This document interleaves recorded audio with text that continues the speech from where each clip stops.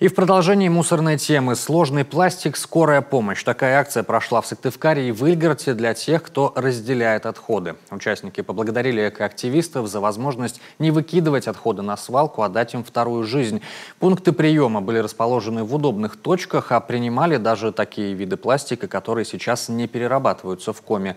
Ольга Коняева тоже за раздельный сбор. Здравствуйте. Расскажите, пожалуйста, что вы принесли? Ой, я принес много. Все виды пластика, бумага, картон. Вы все отсортировали, подписали, да? Покажите, пожалуйста, всем. Вот, видим. Шестерка.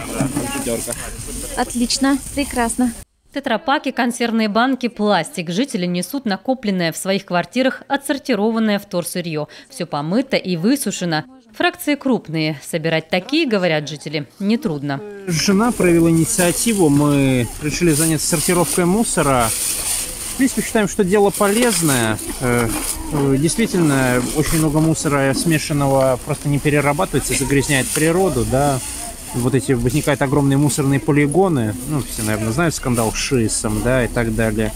Я думаю, что каждый может нести свой вклад и избежать вот этой ситуации, когда мы просто будем не знать, куда девать этот мусор. Ну вот, как вы видите, там за какие-то там, может быть, месяц вот такой объем накапливается. Это много.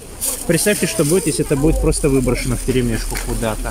Организаторы акции – экоактивисты столицы Коми. Это обычные горожане, но неравнодушные к состоянию нашей природы и будущему родного края. Без оплаты за работу, в свой выходной и своим примером заражают других. Жители активно откликнулись на призыв поработать волонтерами. Сами принимали вторсырье. Пробный вариант, такой тестовый был. В принципе, удался он. Чуть-чуть побольше волонтеров, нам нужно, чтобы на каждый вид был один человек, он принимал, тогда быстрее и качественнее можно принять. Я впервые действительно такое мероприятие, но я действительно поняла, что нужно задуматься о том, как мы утилизируем мусор. А сложно было вот волонтером быть? Но вначале было очень ничего не понятно, но ребята всем подсказывают, помогают, что куда сортировать правильно. Это была промежуточная акция, как назвали организаторы, скорая помощь для тех, кому складывать разделенные отходы уже некуда. Машина проехала по 3 точкам. Кроме того, работало экотакси. Пакеты с мусором забирали прямо с адресом. На самом деле очень интересно. У меня это, поделюсь своими впечатлениями, меня это поменяло некое такое сознание. У меня мир расширился. И когда там, опять же, приходишь в магазин, и ты уже на вещи смотришь не только с точки зрения доступности ценовой, с точки зрения доступности качества, но еще с точки зрения экологии. У вас все рассортировано, да, здесь? Да, все рассортировано. Подписано? Обязательно. Скажите, сложно сортировать? Нет, абсолютно нет. Главное только иметь дома чуть места лишнего. В рамках акции принимают любое вторсырье. Часть сдадут в Сыктывкаре, остальное отправят за пределы Коми. Но полученных средств на транспортировку отходов не хватит. Сложный пластик, его нигде не принимают. Принимают самые основные, там, единичку, двоечку, там, пятерочку. Ну, это маркировка пластика такая. Остальные нельзя нигде сдать. Можно только большими объемами и отправить на большие предприятия. Для отправки на все эти заводы нам нужны будут водители, которые возьмут попутный груз с собой. Если есть какие-то желающие, то, пожалуйста, обращайтесь к нам.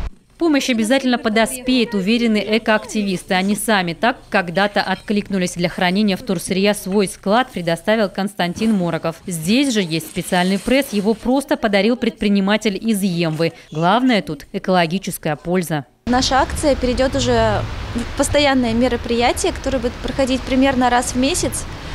Скорая помощь. И раз в 3 месяца сложный пластик, где можно будет сдать в стационарные пункты приема пластик, одежду, бумагу, металл. Ну, читайте вот весь список у меня на стене или в группах. Акция «Сложный пластик» проходит не первый раз. Следующая планируется уже в конце февраля в Эжве. Снова нужны волонтеры и, конечно, отсортированное вторсырье. Все подробности в группе «Росток» в социальной сети ВКонтакте. Ольга Коняева, Олег Костромин, телеканал Юрган.